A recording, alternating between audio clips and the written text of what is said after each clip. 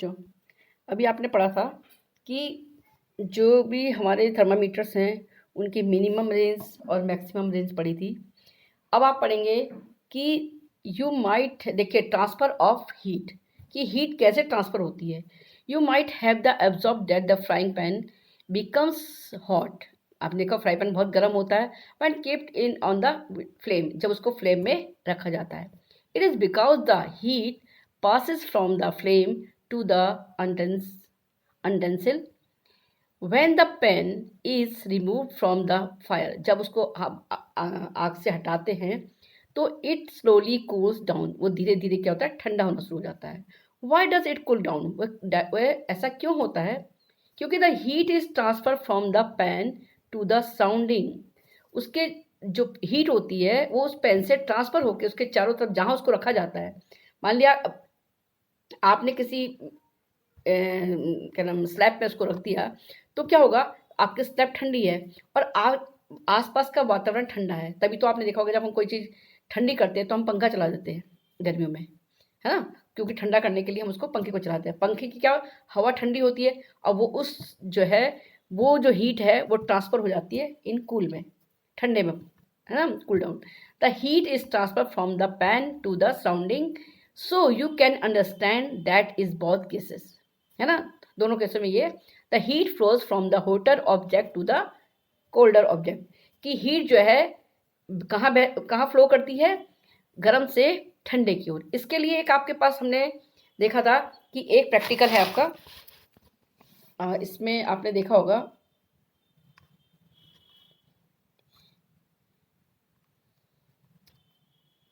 एक प्रैक्टिकल है आपके पास, ये मोमबत्ती है, देखिए आप, ये मोमबत्ती है। अब हमने क्या कर रखा है कि ये मोमबत्ती है और ये एक स्टिक है, सिलाई है। ये हमने सिलाई में जगह जगह ये वैक्स लगा दिया है, बराबर दूरी पे लगाया है। अब आप देखते हैं कि जैसे ही, क्योंकि ये एक क्या है, सॉलिड फॉर्म में है, जैसे ही हम इसको क्या करेंगे, इसको टिप में यहाँ रखेंगे, गर्म करेंगे। देखिए जैसे जैसे टिप गर्म होती जाएगी इसका जो पहले नंबर पे वैक्स है वो गिरेगा। देखिए आप,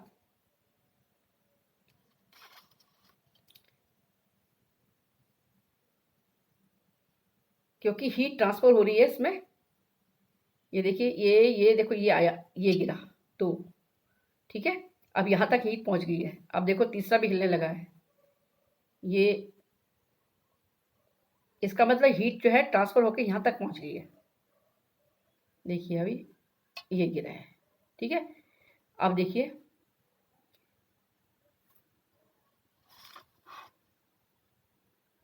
जैसे जैसे हीट ट्रांसफर होगी ये वैक्स गिरना शुरू हो जाएगा। ये देखो, है ना, इसका मतलब हीट यहाँ तक पहुँच गई है।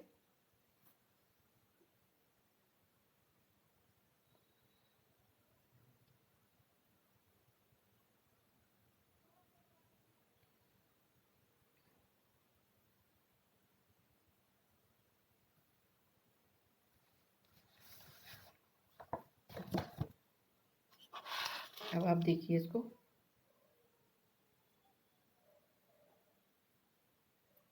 ये टपकने वाला है इधर।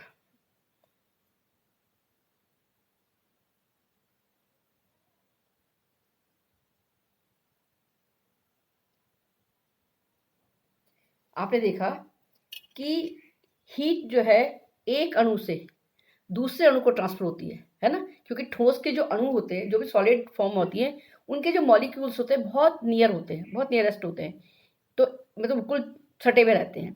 उनके बीच में जो इंटरनेस फोर्स होता है वो बहुत कम होता है। और यहाँ पर इसमें भी वो ये सॉलिड है, सॉलिड फॉर्म में, तो इसमें जो ट्रांसफ़र होगी जो हीट, तो एक से दूसरे अणु में, दूसरे से तीसरे, जैसे जैसे जहाँ जहाँ पहुँचती रहेगी। तो ये हमने वैक्स के द्वारा हमने दिखाया कि जो आपकी हीट है वो ट्रांसफ़र होकर कहाँ जा रही है। देखिए इसमें पहले में गई, फिर पहला नीचे गिरा, फिर दूसरे में गई, दूसरा नीचे गिरा, ऐसी बराबर दूरी पे सब हमने जो वैक्स लगाए थे वो सब नीचे गिर गए। तो इसका मतलब इसमें जो ट्रांसफ़र होता है हीट का वो मॉलिक्यूल के द्वारा होता है, ठीक है। इस जो ये जो है जिस process by which heat is transferred from the hotter end, मतलब लास्ट तक जाती है जो उसका hotter end to the colder end, मतलब गर्म से ठंडे की ओर जो जाती है। तो an object is known as the conduction, उस ऑब्जेक्ट को हम क्या कहते हैं, कंडेंशन कहते हैं। ये ज़्यादातर सॉलिड फॉर्म में, जितनी सॉलिड फॉर्म होती हैं उनमें जो भी हीट का ट्रांसफर होता है वो कंडेंशन विधि के द्वारा होता है। In solid generally the heat is transferred by the process of conduction. Do all substance conduct heat easily, है ना। सभी सब्जेक्ट कंडक्ट जो सब्सटेंस होते हैं वो कंडक्ट जो है मतलब हीट को जो है इजीली कंडक्ट कर देते हैं। यू मस्ट, क्या वो कह रहा है क्या सभी सब्सटेंस जो है कंडक्ट हीट को इजीली करते हैं। You must have absorb the metallic pan and cooking. अब ये देखिए, ये केवल मेटेलिक के लिए होता है ना, मेटेलिक में तो ऐसा हो सकता है, लेकिन इसकी जगह हम लकड़ी का प्रयोग करेंगे। मान लिया हमने ये लकड़ी के पेंसिल्स का देखें, अगर हम उसको करते हैं तो क्या होगा कि वो उसमें ये जो हीट का प्रोसेस है उसमें नहीं हो पाएगा, उसमें लकड़ी जल जाएगी लेकिन जो मॉलिक्यूल हैं उसके ट्रांसफर नहीं होंगे, सब में नहीं होता। तो देखिए, the metallic pan are cooking has a plastic या वुडन हैंडल। इसीलिए जितने मेटेलिक पैन होते हैं उनके पीछे जो हैंडल होते हैं वो लकड़ी के लगाए जाते हैं, जिससे कि क्योंकि ऊष्मा का स्थानांतरण आपको पता है कि ऊष्मा का स्थानांतरण एक अणु से दूसरे अणु में होता रहेगा, तो इससे तो पीछे वाला हिस्सा गर्म हो जाएगा, है ना। तो गर्म होने के लिए उनमें जो है इसलिए प्लास्टिक या लकड़ी के हैंडल लगाए जाते हैं जो फ्राइंग पैन वगैरह होते हैं, कुकर वगैरह में देखा होगा आपने। Can you lift a hot pan by holding it from the handle without getting hurt. अगर किसी का कोई ऐसा है बिना हैंडल का है तो क्या होगा, वो पीछे से गर्म हो जाएगा, हम उसे पकड़ नहीं पाएंगे। जैसे आपने कई हम कड़छी गर्म करते हैं तो कड़छी बाई चांस अभी कभी उस पर रह जाती है तो नीचे से भी वो भी पीछे वाला हिस्सा भी उसका गर्म हो जाता है ना। तो इसमें है। अब इसके लिए हमें एक प्रैक्टिकल करना है कि कौन कौन सी वस्तुएं गर्म होती हैं, कौन सी नहीं होती, किस में ऊष्मा पीछे तक आ जाती है। उसके लिए हम क्या करेंगे, एक बीकर में गर्म पानी भरेंगे और उसमें इन वस्तुओं को डाल देंगे। जैसे मान लिया हमने एक ये डाली, प्लास्टिक डाल दी, इनको हमने उस गर्म पानी, अब हम देखें किसके पीछे तक का हिस्सा गर्म हो जाता है।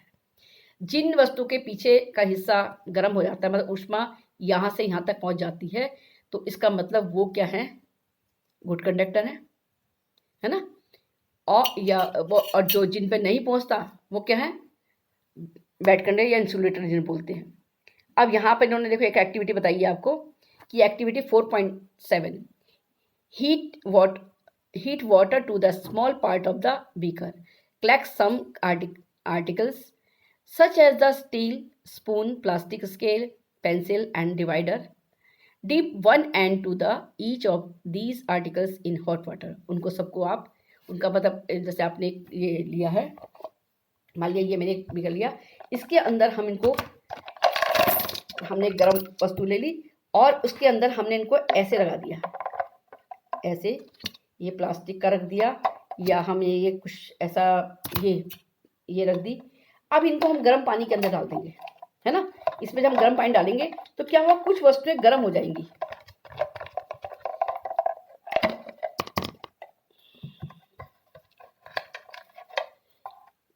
मान ऐसे बीकर है और हमने गर्म पानी डाला इसमें और इनमें ये वस्तु को डाल दिया, ठीक है। अब वस्तु डालने से क्या होगा कि हम देखेंगे कुछ टाइम के बाद इनका ये हिस्सा गर्म हो जाता है ना। अगर ये हिस्सा गर्म हो जाता है तो ये तो गुड कंडक्टर है, और जिनका नहीं होता मतलब ऊष्मा जो है यहाँ से यहाँ तक पहुँच जाती है पीछे से। अब इसमें हमने क्या करना है, article in the hot water and the table, आपने ये टेबल बनानी है। इसमें बहुत सारे आर्टिकल, मान लिया आपने पेन रखा है, पेंसिल रखी है, स्केल रखा है, डिवाइडर रखा है ना। ये वस्तुएं आप इसके अंदर रखेंगे। अब आप देखेंगे कि material with which the articles is made of, कि वो मटेरियल जो वस्तु है वो किस चीज़ से बनी है, प्लास्टिक से बनी है या एल्युमिनियम से बनी है या आपकी लकड़ी से बनी है। जैसे पेंसिल है वो लकड़ी से बनी है ना। तो उनके जो जिस वस्तु से वो बनी है वो वस्तु के बारे में यहाँ लिखिए। जैसे आप यहाँ पे लिखा हुआ है आपकी टेबल 4.3 में देखिए, स्टील स्पून है वो जो है मेटल का बना होता है, और does the other and get hot, yes या नो? यस, उसका दूसरा एंड भी, एंड जो होता है वो गर्म हो जाता है। अब इसी में देखिए, touch the other and, enter your observation is table 4.3। अब इसी के आधार पर आप बताएंगे कि वो कंडक्टर हैं या इंसुलेटर हैं।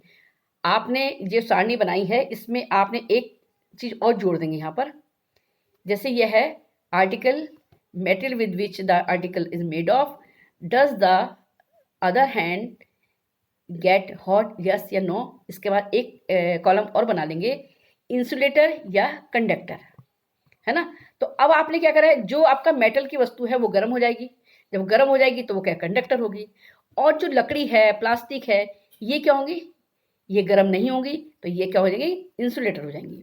तो देखिए ये है material which allow heat the pass through the them easily are conductor of heat. For example aluminium, iron, copper. The material which do not allow heat the passes through them easily are poor conductor. जिनमें जो heat है वो थ्रूली पास नहीं हो सकती, उनको, जैसे मान लिया प्लास्टिक, ये प्लास्टिक है, इसमें इजीली पास नहीं होगी, लकड़ी है, इसमें इजीली पास नहीं होगी। ये जो है आपने इसमें देखा था, इसको हमने गर्म करा था तो इसमें इजीली पास हो रही थी, है ना। तो ये क्या है, ये आपका कंडक्टर है, और ये क्या है, इंसुलेटर है, क्योंकि इनमें जो हीट है वो इजीली पास नहीं होगी। तो इसको आप करके देखेंगे तब आपको समझ में आएगा कि क्या इंसुलेटर है और कौन सी वस्तु जो है आपकी कंडक्टर है। इसको आप घर में भी कर सकते हैं। The material which do not allow the heat that passes through them easily are poor conductor of heat, such as plastic and wood. Poor conductor are known as insulator. जो poor conductor होते हैं उनको insulator कहते हैं। जैसे हमने कहा था एयर है, वाटर है ना, ये insulator है। तो water and air are poor conductor of heat. वो कह रहे कैसे वाटर और एयर जो है पूरे पुअर कंडक्टर हैं, उसके बारे में। Then the how does the heat transfer take place in these substance, let us find out. देखिए एक्टिविटी 4.8 में आइए आप। Take the round of flask is the not available, a beaker can be, मतलब आपके पास एक बीकर ले लीजिए। Beaker में आप नीचे उसके मान लिया कि आपने पानी भरा है, और पानी में कर सकते हैं वैसे इसको, प्रैक्टिकल को, इसको हम स्कूल में हम आपको करके दिखाएंगे कि इसमें बीकर लेना, बीकर में पानी भरना। वैसे आप घर में भी कर सकते हैं, जैसे आप चाय बनाते हैं, चाय बनाते समय आपने देखा होगा कि जब चाय बनाते हैं तो आप जब फ्राई पैन में पानी रखते हैं तो आप उसको अगर ध्यान से देखें तो आपको पता लगेगा कि छोटे से बुलबुले जो है उसमें नीचे की तरफ शुरू हो जाते हैं। मतलब वो बुलबुले क्या होते हैं, वो गर्म होके ऊपर चले जाते हैं, और उस ऊपर वाले जो बुलबुले ठंडे होते हैं वो नीचे आ जाते हैं। क्यों? क्योंकि जब गरम गरम वो गरम होगा तो वो राइज होगा, ऊपर उठेगा, हल्का हो जाएगा वो, इसलिए वो ऊपर उठते हैं। ऐसे यहाँ पर देखो इन्होंने क्या है कि till the water in the flask the still place the crystal of the potassium. अब उसमें हम पोटेशियम परमैंगनेट की छोटे छोटे बूंद डालें तो वो हमें ऊपर कलर होंगी, वो पिंक कलर का होता है तो ऊपर उठता हुआ दिखाई देगा आपको। Bottom of the flask generally using the straw. Now heat the water and placing the candle just below the crystal. Write your observation in your notebook कि ऑल्सो ड्रॉ द पिक्चर। आप पिक्चर भी draw कर सकते हैं, इसमें अभी आपको flask वाले दिखा भी सकते हैं। When water he seated and the water near the flame gets hot, जैसे ही उसके वाटर जो है गर्म होगा, गर्म होने के बाद वो ऊपर उठेगा। हॉट वाटर राइज अप, आपने बताया गर्म पानी जो होगा वो हल्का हो जाएगा, वो तो ऊपर उठेगा। The cold water from the sides moves down towards the source of heat. देखिए उसकी जगह क्या होगा, ठंडा पानी की जो छोटी बूंदें होंगी वो उसकी जगह आ जाएंगी, क्योंकि जो आपने सॉलिड में देखा होगा उसके जो मॉलिक्यूल्स से बहुत सटे हुए रहते हैं, लेकिन जो वाटर होते हैं उसके मॉलिक्यूल्स थोड़े से दूर होते हैं। मतलब वाटर के एक मॉलिक्यूल इतना होगा, एक दूर इतनी दूर होगा, मतलब दूर होगा थोड़ा, उसकी अपेक्षा दूर होते हैं। और जो गैस होते हैं उसके मॉलिक्यूल्स बहुत दूर दूर होते हैं, है ना। तो ऐसे जो वाटर होते हैं या लिक्विड होते हैं उनके मॉलिक्यूल थोड़े दूर होते हैं, इसलिए जब एक नीचे वाला पानी गर्म हो, वो मॉलिक्यूल गर्म होगा वो ऊपर जाएगा, और उसकी जगह दूसरा मॉलिक्यूल ठंडा मॉलिक्यूल नीचे आ जाएगा। फिर जब वो गर्म होगा वो ऊपर जाएगा। ऐसे ही एक प्रोसेस चलती रहेगी, नीचे से ऊपर, ऊपर से नीचे, नीचे से ऊपर। अब जब सारे मॉलिक्यूल गर्म हो जाएंगे, सारा पानी गर्म हो जाएगा, तो वो सारे मॉलिक्यूल्स ऊपर आ जाएंगे और पानी उबलने लगेगा। वो स्टेज है पानी की। Hot water rise up and the cold water from the sides move down the towards and the source of heat is water also the get up hot and rises. अब जब पानी बहुत गर्म हो जाएगा तो वो क्या होगा, and water from the sides move down and the process continues till the whole water gets heated. जब पूरा पानी गर्म हो जाएगा, this mode of heat transfer of the known the convection, उसको हम संवहन भी कहते हैं। How does the heat travel in air. अब क्या है कि हीट कैसे एयर में ट्रेवल करती है। देखिए इसके लिए एक प्रैक्टिकल है आपके पास कि मान लीजिए ये आपके पास मोमबत्ती है, ठीक है ना। अब देखिए हीट ट्रेवल हमेशा ऊपर की ओर करती है। अभी आपको बताया कि मॉलिक्यूल हमेशा गर्म होते हैं और ऊपर जाते हैं। अब आपने एक हाथ यहाँ रखा है, एक हाथ यहाँ रखा है, जरा आसानी सावधानी से रखना हाथ, क्योंकि हाथ गर्म हो जाएगा। अब आपको यहाँ कम हल्की गर्म तो महसूस हो रही है, लेकिन इतनी ज़्यादा गर्मी महसूस नहीं हो रही है जितनी गर्मी आपको यहाँ महसूस हो रही है। यहाँ पर जो ऊपर है, जैसी हवा गर्म होती है ये ऊपर आ जाती है, यहाँ आ जाती है, तो ये चीज़ ज़्यादा गर्म होगी इसकी अपेक्षा। तो साइड में आपको गर्मी कम महसूस हो। तो एयर में भी वही है कि एयर में जो हीट होती है तो वो भी ऊपर, देखो the air near the heat source gets hot and rises. जैसी गर्म होगी वैसी ऊपर ऊपर जाएगी। The air from the sides come into the take its place. यहाँ की जो हवा है गर्म तो है, पर इतनी ज़्यादा गर्म नहीं है जितनी यहाँ पर है। यहाँ पे हल्का गर्म महसूस होगा क्योंकि मैंने बहुत पास में रख रखा हाथ, और यहाँ पर आपका अगर हम बहुत हाथ पास रखते हैं तभी यहाँ आपको इस एरिया में गर्म महसूस हो रहा है, इधर नहीं हो रहा है, नीचे नहीं हो रहा है। देखिए यहाँ पे आपको गर्म, लेकिन ये वाला हिस्सा जो है आपका जल रहा है, ये यहाँ पर आपको बहुत ज़्यादा गर्मी महसूस हो रही है। The air near the heat source is hot and rises. The air from the sides comes from the take place in which in this way the air gets heated, गर्म होती है, and flowing the activity confirm this idea। वही मैंने जो आपको 4.9 आपने जो आपकी एक्टिविटी है वो इस कैंडल की है कि आप इसके ऊपर हैंड रखिए, लेकिन सेफली रखिए क्योंकि यह गर्म हो जाएगा, हाथ जलाना मत अपना। Notice that towards the top, the air gets heated by the convention। अब यहाँ पर ये देखो, the air gets heated by convention, therefore the hand above the flame feels hot। आपको जो इसकी फ्लेम है वो यहाँ पर आपको बहुत ज़्यादा गर्म महसूस हो रही है ना। On the side, इसकी अपेक्षा, साइड की अपेक्षा यहाँ पर बहुत तेज गर्म महसूस हो रही है। There is no convention and air does not feel as hot as at top। The people living in the coastal areas। अब इसी के आधार पर एक आपको है कि जो लोग समुद्र के किनारे या पानी के किनारे या नदी के किनारे रहते हैं वहाँ पर यही प्रोसेस होती है। क्या होता है कि गर्मी के टाइम पे देखिए, the people living the coastal area, जो पानी के आसपास या आपके समुद्र के किनारे रहते हैं, एक्सपीरियंस एंड द इंटरेस्टिंग, उनको ज़्यादा इसका एक्सपीरियंस है। ड्यूरिंग द डे, दिन के समय क्या होता है, द लैंड गेट्स हीटेड, जो जमीन होती है बहुत गर्म हो जाती है ना।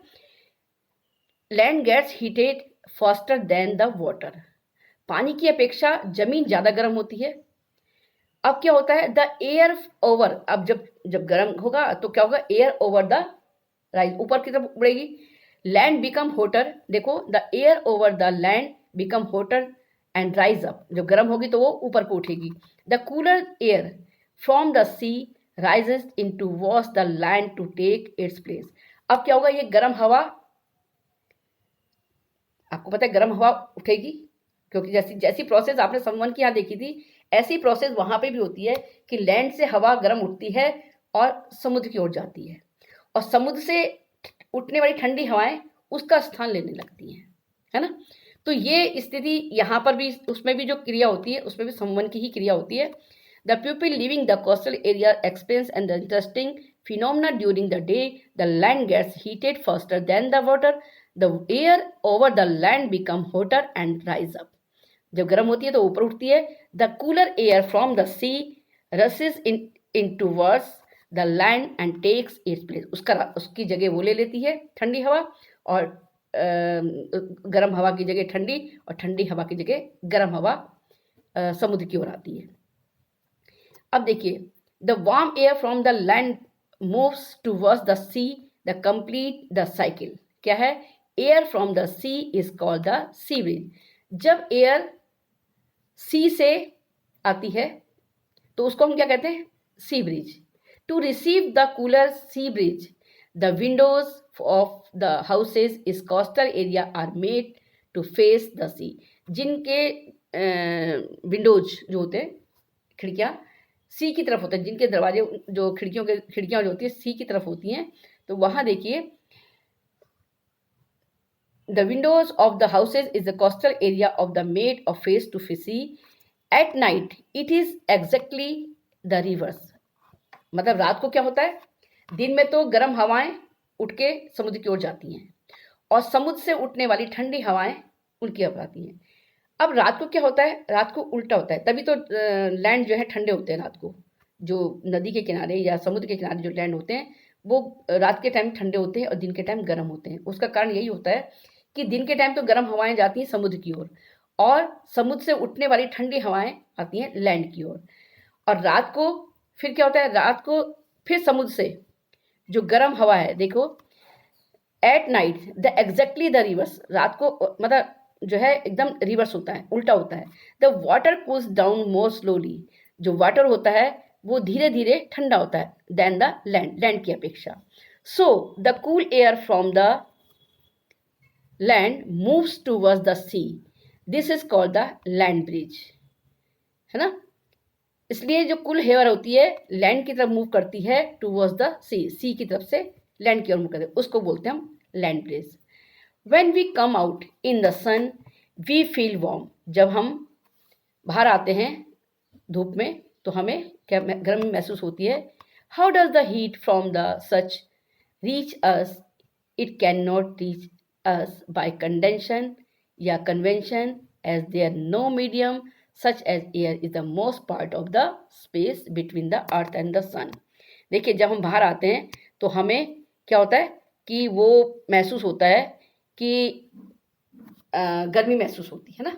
तो वो क्या होता है? कंडेंशन के साथ कन्वेंशन, या क्या बोलेंगे उसको हम? रेडिएशन उसको बोलेंगे, क्योंकि उसमें कोई मीडियम की आवश्यकता नहीं होती। जैसे अभी आपने यहाँ देखा था, इसमें भी हमें मीडियम की आवश्यकता नहीं होती और एकदम हमारा हाथ जो है गर्म हो जाता है ना। तो ये है रेडिएशन। अब है एक्टिविटी, नहीं, हाँ, यहाँ पे देखिए, अब From the sun, a heat comes to us by the another process known the radiation। जो हमें सन से जो हमें हीट मिलती है उसको हम बोलते हैं रेडिएशन, क्योंकि उसमें हमें किसी मीडियम की आवश्यकता नहीं होती है। The transfer of heat by the radiation does not require any medium. किसी मीडियम की आवश्यकता नहीं होती। It can take place whether a medium is present और नॉट। मतलब उसमें हमें मीडियम हो या ना हो इसकी कोई आवश्यकता नहीं है। When we sit in front of the room heater, जैसे जब हम क्या करते हैं, रूम हीटर में बैठते हैं, उस समय भी we get heat by this process a hot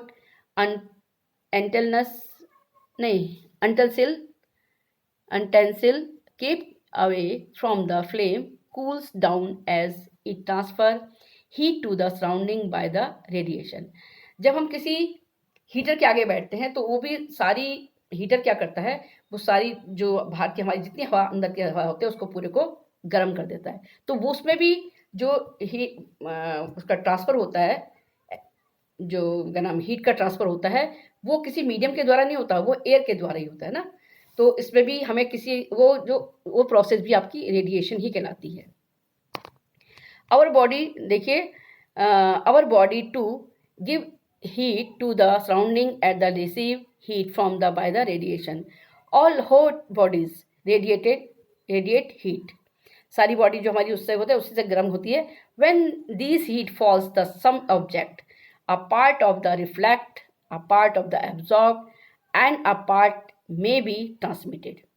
2-3 तरीका होता है। देखो, या तो बॉडी हीट को एब्जॉर्ब करते हैं, या उसको रिफ्लेक्ट करते हैं या एक दूसरे से में ट्रांसफ़र करते हैं, है ना। अभी आपने 3 वो पढ़े थे कि एक में तो ट्रांसमिटेड करी, दूसरे में आपने देखा रेडिएट जो एब्जॉर्ब करता है, हम हीट को एब्जॉर्ब कर रहे हैं, है ना। एक रिफ्लेक्ट करता है। अब यहाँ पर है the temperature of the object increase due to the absorb part of the heat. जो ऑब्जेक्ट्स जो है, जब हम किसी भी टेम्परेचर को एब्जॉर्ब करते हैं, है ना, हमारे जो कोई टेम्परेचर हम एब्जॉर्ब करते हैं तो उसका एक पार्ट है, are you advise to use the umbrella when you got out in the sun. जब आप धूप में निकलते हो तो आप अम्ब्रेला क्यों ओढ़ते हो? अम्ब्रेला हम इसलिए ओढ़ते हैं ना, क्यों ओढ़ते हैं कि जिससे कि वो रिफ्लेक्ट हो जाए। आपने देखा होगा गर्मियों के जो छाते होते हैं वो हमारे कलर्ड होते हैं, या लाइट कलर के हम छाते यूज़ करते हैं या प्रिंटेड छाते यूज़ करते हैं, ब्लैक छाते यूज़ नहीं करते, ज़्यादातर प्रिंटेड छाते यूज़ करते हैं, जिससे कि अगर जो ब्लैक छाते होते हैं उसके अंदर भी आपने देखा कोटेड होती है, सिल्वर कोटेड होती है। अगर बाहर से ब्लैक है तो अंदर वो क्या होता है, सिल्वर कोटेड होती है, जिससे कि वो जो हीट है उसको अंदर नहीं आने देती। क्योंकि कई बार होता है बारिश की वजह से लोग जो है डबल कोटेड अम्ब्रेला लेते हैं ना, तो उसमें भी वो है कि कम से हीट नहीं आई तो बारिश भी नहीं आएगी अंदर।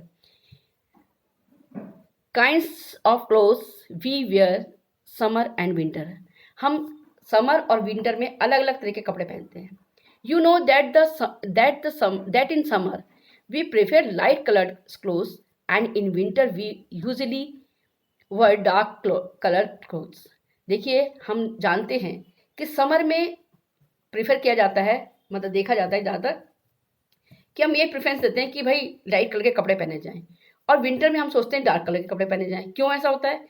उसका कारण है कि एक्टिविटी देखो 4.10 में देखिए, टेक 2 टीन कैंस। हम 2 तरह के टीन लेंगे, एक ब्लैक एंड वाइट, ठीक है। अब हम ब्लैक में भी पानी भर देते हैं, सादा पानी, और वाइट वाले में भी हमने पानी भर दिया। हमने उसको 1 घंटे के लिए मिड टाइम पे धूप में रख दिया। अब धूप में रखने पर क्या होता है कि जो आपका मतलब जो आपका हमने जो जिसमें आपका ब्लैक था उसका पानी ज़्यादा गर्म होता है वाइट की अपेक्षा। उसका कारण ये है क्योंकि ब्लैक कलर जो है वो एब्जॉर्ब करता है और वाइट कलर को रिफ्लेक्ट करता है। इसके लिए आप इसको घर में आप इस प्रैक्टिकल को आप घर में कर सकते हैं, क्योंकि अभी स्कूल तो खुल नहीं रहे, नहीं तो स्कूल में हम कराते, लेकिन आप इस प्रैक्टिकल को घर में कर सकते हैं कि 2 टीन ले लें, एक पे ब्लैक लगा लें। इसी के आधार पर आपने देखा होगा कुछ पहले कढ़ाइयाँ जो होती थी उनके नीचे ब्लैक कर दिया जाता था, है ना, या जिससे कि वो जो है हीट एब्जॉर्ब कर सके, जितने उनके तले बहुत मोटे कर दिए जाते थे या उनको बिल्कुल नीचे से ब्लैक कर दिया जाता था।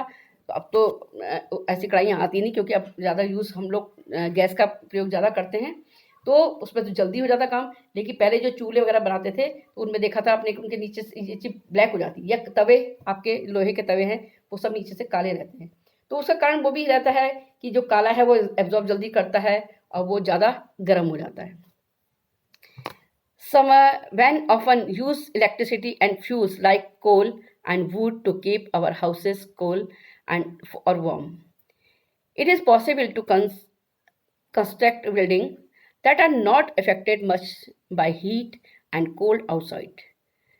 आपने देखा होगा कि हम ज़्यादातर पहले, अब तो क्या है पुताई पहले जो है वाइट वॉश करते थे, तो लोग ज़्यादातर वाइट करते थे जिससे कि सर्दियों में वो ठंडे रहें, गर्मियों में वो ठंडे रहें, क्योंकि वाइट जो है वो कलर जो है रिफ्लेक्शन करता है, तो उसके जो बाहर जो है पुताई जो है वाइट कलर की की जाती है।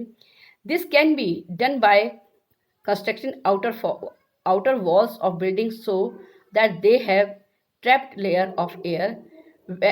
One way of doing